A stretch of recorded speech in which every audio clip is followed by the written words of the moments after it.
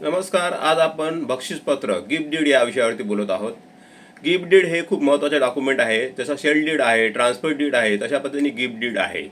Gift डीडनेही इमूव्हेबल property किंवा movable property transfer करता येते.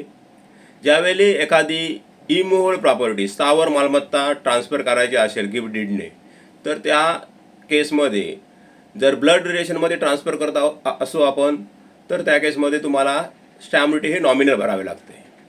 पण आज मेट्रो सिटीमध्ये तुम्हाला 1% मेट्रोचा स्टॅक भरावा लागतो.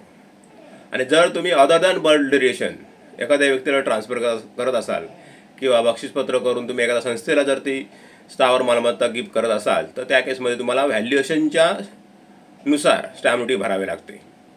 आता ही स्टॅम्प ड्युटी भरल्यानंतर तुमची डॉक्युमेंट रजिस्टर झाली की तुम्हाला ती गिफ्ट डीड हे व्हॅलिड झाली.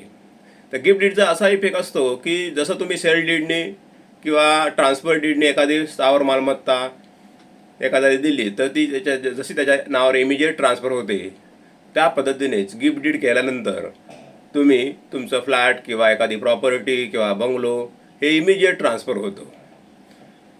पण ट्रान्सफरचे पेपर पूर्ण सेट बनवल्यानंतर तुम्ही जर एखाद्या सोसायटीला किंवा एखाद्या अपार्टमेंटला एखादं डॉक्युमेंट सबमिट केलं किंवा त्यांचं पूर्ण सेट सबमिट केलात along with registered gift deed, तर त्या केसमध्ये तुमचं ती प्रॉपर्टी ही पूर्णतः तुमच्या नावाने ट्रान्सफर होते. धन्यवाद.